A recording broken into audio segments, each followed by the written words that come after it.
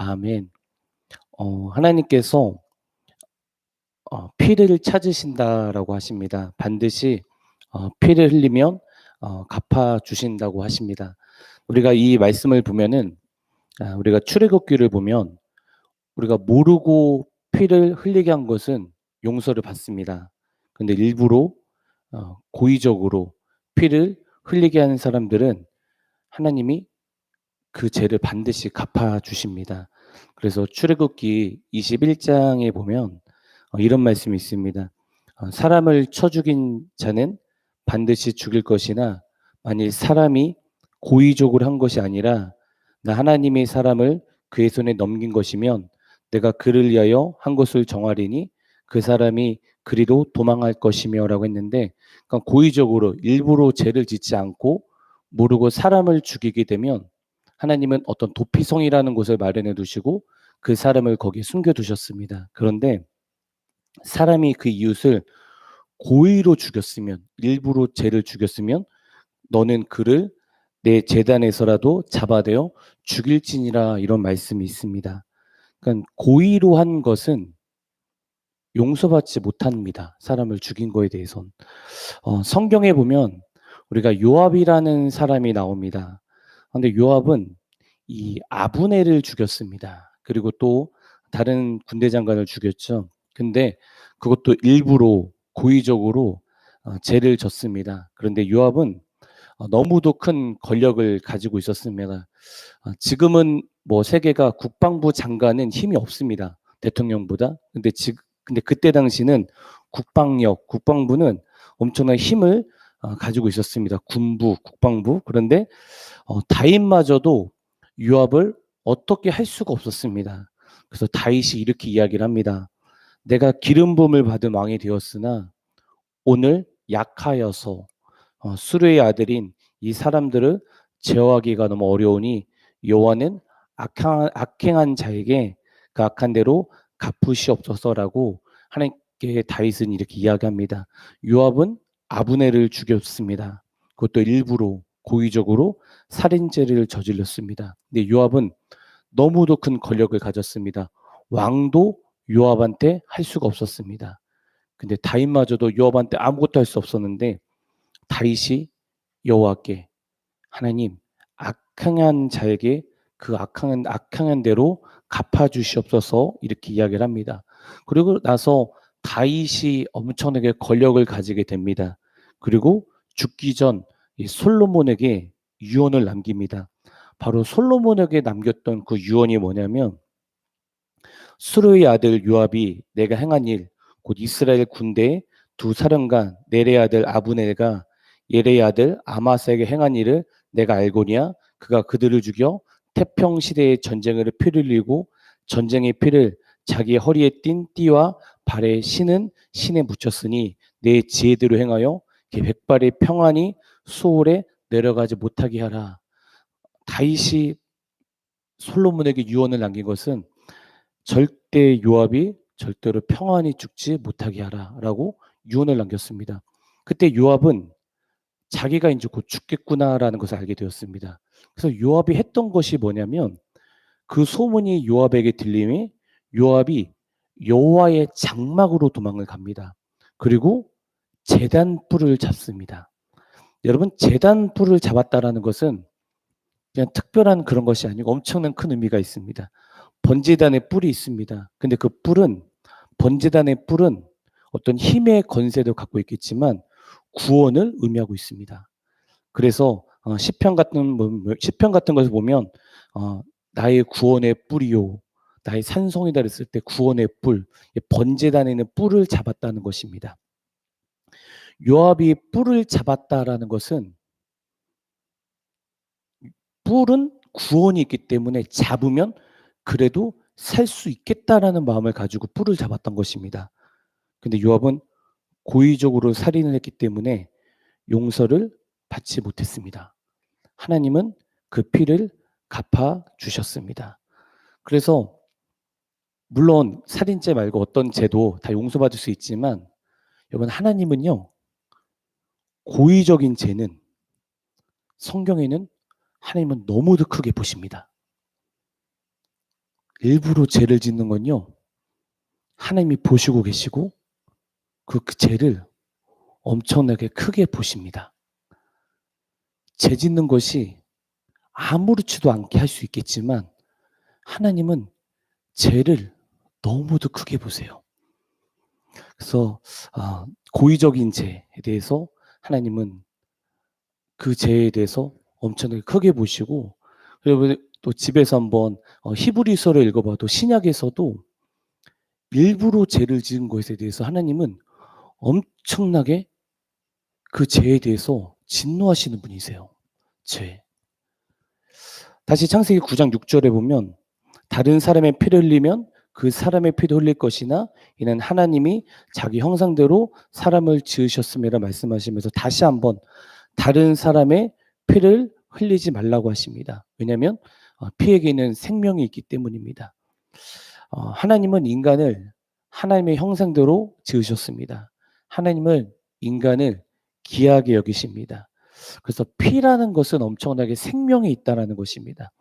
10가지 재앙 속에, 출애굽기 10가지 재앙 속에 피를 바르니까 하나님이 그 피를 보시고 넘어가셨고, 또 제사를 드릴 때도 피, 그리고 대속제를 날도 피를 가지고 지성소에 뿌리고, 또 예수님께서도 인자의 피를 마시지 아니하면 너희 속에 생명이 없다라고 하십니다.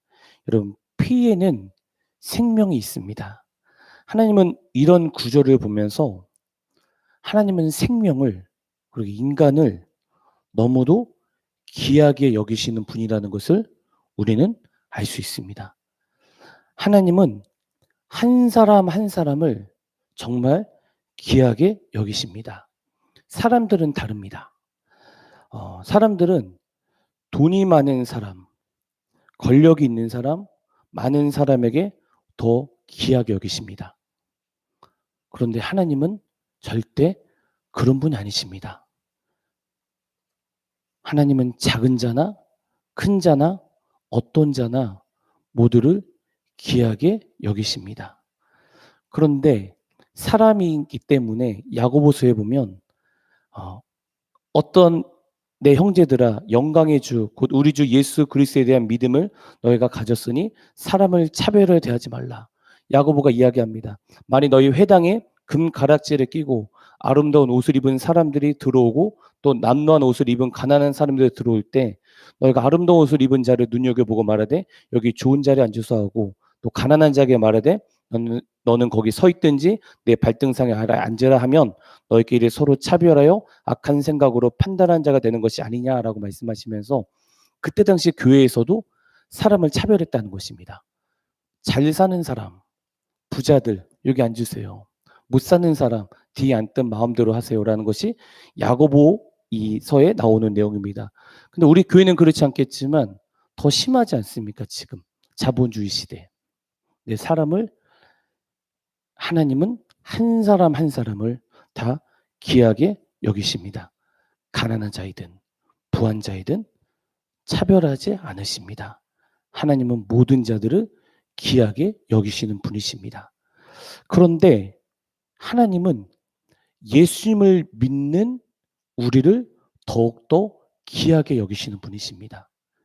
그 이유는 예수님의 피는 너무도 보배로운 것이기 때문에 그 보배로운 피로 우리를 사셨기 때문에 예수님을 믿는 사람을 하나님은 더 귀하게 여기십니다. 그래서 우리는 그 보혈의 피를 믿기만 하면 되는 것이고 그 보혈의 피, 예수님의 나리에서 죽으시고 그 보혈의 피를 믿는 자에게 구원을 얻는다는 것을 우리는 믿기만 하면 우리는 되는 것입니다. 예수님의 피, 보혈의 피, 피는 엄청난 특별한 것입니다. 그런데 우리가 예수님을 다 믿습니다. 모두가 교회 다니는 사람들 전부 다 예수님을 믿는다고 합니다. 여러분도 예수님을 믿지 않습니까? 근데 여러분, 예수님의 보혈의 피를 믿는다는 것은요, 그냥 나 믿어. 그냥 나 믿어. 이것이 절대 아닙니다. 여러분, 예수님을 진짜 믿잖아요? 그 사람 변합니다. 예수님을 믿는 사람은요, 단순히 그냥 나 믿어. 나 그냥 예수 믿어. 아, 나 그냥 교회 다니잖아. 절대 그러지 않아요. 예수님을 믿는 사람은요, 단순히 믿고 끝나는 것이 아니라 정말 그 예수 그리스도의 보혈의 피를 믿는 사람은 주님의 오심을 기다리게 됩니다. 이게 성경적입니다. 왜냐하면 여러분 이스라엘의 결혼의 문화에 대해서 저번에 말씀하셨었는데 제가 한번 말씀드리고 싶었는데 이스라엘의 결혼의 문화에 대해서 우리가 보면 알게 됩니다. 예전에 이스라엘 결혼의 문화에 대해서는 어떤 총각의 길을 가게 됩니다.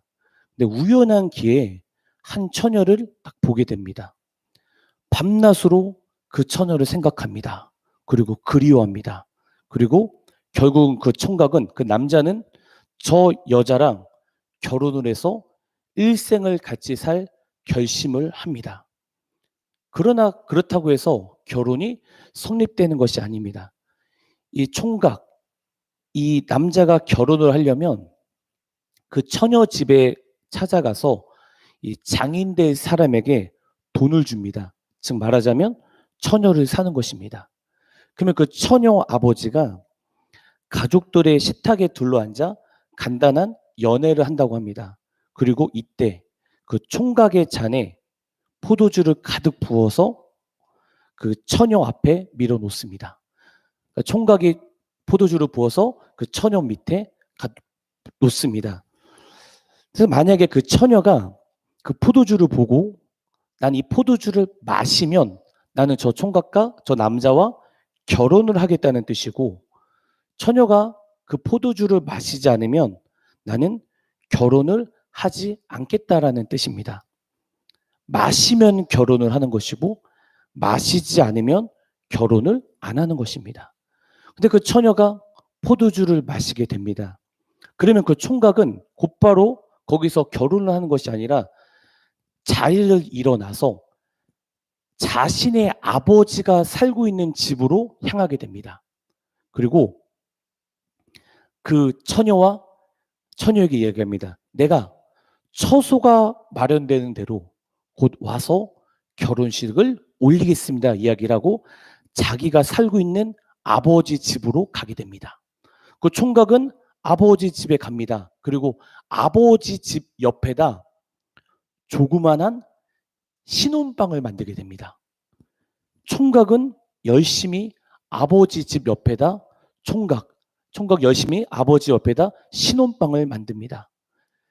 신랑이 그 총각이 아버지 집 옆에다 방을 다 만들었어요. 그래도 절대로 신부를 데리고 갈 수가 없어요.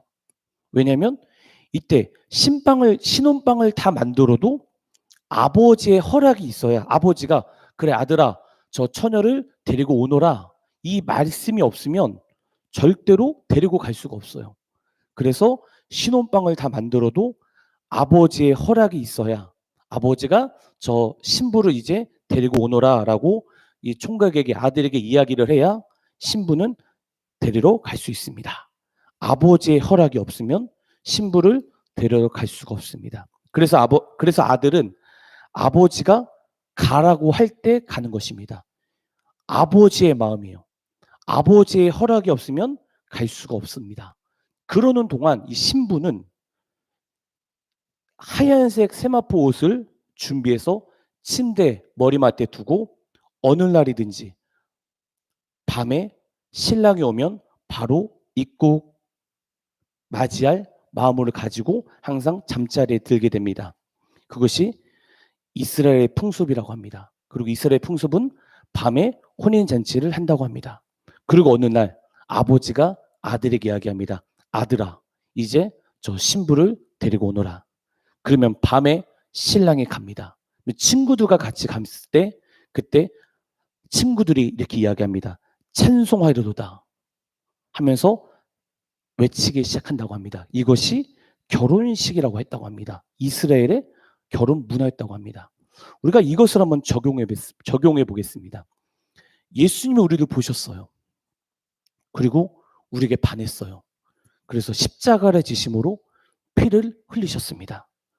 그 보혈의 잔을 내가 받아 마셔야만 예수님의 관계가 시작이 되는 것입니다. 우리는 예수님의 보혈의 피, 보혈의 잔을 마셨습니다. 그 이유는 예수님의 보혈의 피를 우리는 믿기 때문입니다. 그리고 예수님은 십자가에서 죽으시고 부활하시고 하늘에 오르셔서, 여러분 뭐하고 계시죠 여러분?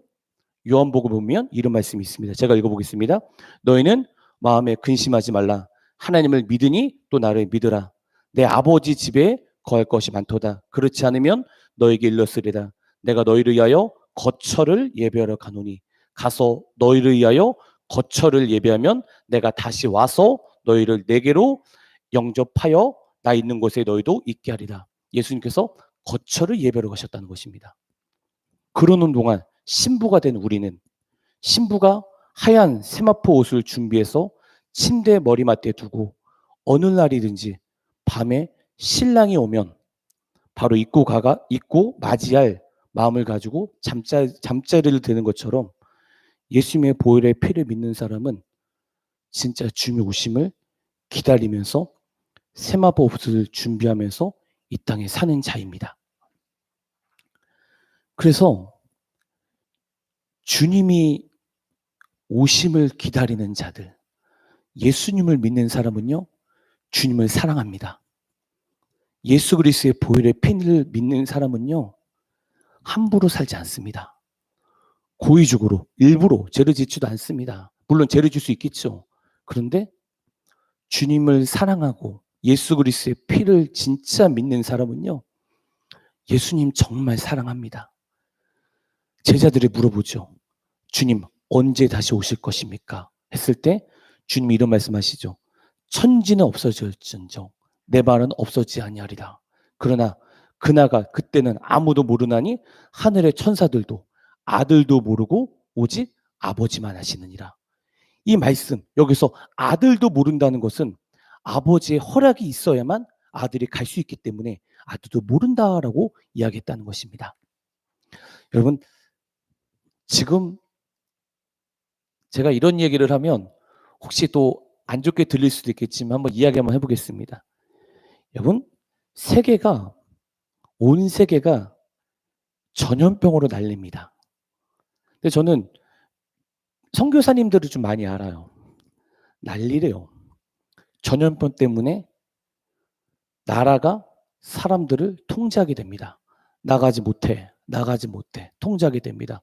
온 세계가 전염병으로 시달리고 있습니다. 우리 대한민국뿐 아니라 온 세계가 전염병 때문에 시달리게 됩니다. 이스라엘과 팔레스타인. 항상 이스라엘과 팔레스타인이 항상 싸우죠. 그런데 저는 성경을 물론 어떻게 볼 수도 있겠지만 그냥 문자적으로 그냥 보는 것도 많은데 이거 정말 주님이 오시기가 정말 가까운 시기구나라는 것이 많이 느껴져요. 뭐 이단이라고 생각 안 하셔도 되는데 그냥 주님이 말씀하시는 것이 그냥 이루어져요. 뭐 예를 들어 여러분 집에 가서 에스겔 37장을 한번 읽어보세요. 38장. 그러면 이런 내용이 있거든요. 이스라엘 사람들과 중동 사람들이 싸운다. 그러니까 문자적인 해석이에요. 그런데 거기에서 러시아가 껴서 이스라엘과 싸운다. 근데 이스라엘이 이긴다. 뭐 이런 내용이 있거든요. 근데 단 한 번도 지금까지 중동과 이스라엘 싸웠는데 러시아가 개입한 적이 없어요. 근데 요즘에 뉴스를 보면 뭐야? 갑자기 러시아가 막 말을 하고 있어요. 근데 전 이런 걸 보면서 뭐지 이게? 그냥 주님 말씀하시는 것이 그냥 구약에 몇천 년 전에 말씀하시는 것이 그냥 이루어지고 있다는 것이 그냥 보이고 있어요. 그래서 뭔가 심각하다. 전 세계 기근, 지진, 그리고 우리 대한민국뿐 아니라 지구촌 동성애 합법화. 동성애 합법화를 뭐 어때요? 상관없어요. 얘기하시는 분 있는데 여러분, 하나님께서 노아에게 이렇게 말씀하세요. 내가 절대로 물로 심판하지 않겠다. 그러면서 무지개를 보여주셨어요. 그리고 나서 후에 조금 있다가 하나님이 진노하셔서 하늘에서 불이 떨어진 사건이 뭐였냐면 소돔과 고모라 사건이었어요. 그 소돔과 고모라 사건이 뭐였냐면 동성애였어요. 근데 하나님은 지금 세계가 지구촌이 동성애 합법화가 되게 하고 있어요. 세계가. 우리 대한민국도 곧 통과될 거예요. 이런 걸 보면서 이게 뭐야? 진짜 주님 오시기가 가까워 죽었구나라는 생각을 지금 많이 깨닫게 돼요, 사실. 근데 제가 저번에 이런 마음이 들더라고요. 마태복음 25장에 보는데 신랑이 더디움으로 다 졸며 잘세. 이것이 익숙해져 버리는 거예요. 이것이 이런 삶이 익숙해져 버리는 거예요. 뭐 전염병이든 뭐든 이런 것이 익숙해져 버리니까 내 마음이 주님의 오심을 기다리는 것을 멈추고 있더라고요. 야, 큰일 났다. 다시 깨어 있어야 되겠구나라는 생각을 하게 됩니다. 그런데 데살로니가 전서에 바울이 이런 말씀을 합니다. 우리 한번 다 찾아보겠습니다. 뭐 데살로니가 전서 5장입니다. 우리 이것만 보고 제가 설교를 마치도록 하겠습니다. 데살로니가 전서 5장입니다.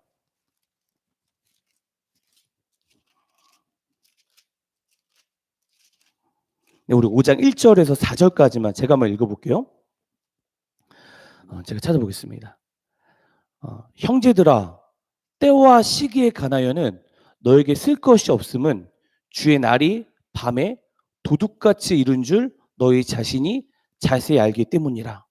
그들이 평안하다 안전하다 할 그때에 임신한 여자에게 해산의 고통이 이름과 같이 멸망이 갑자기 그들에게 이르르니 결코 피하지 못하리라. 이렇게 말씀하면서 바울이 5장 4절에 이렇게 얘기를 해요.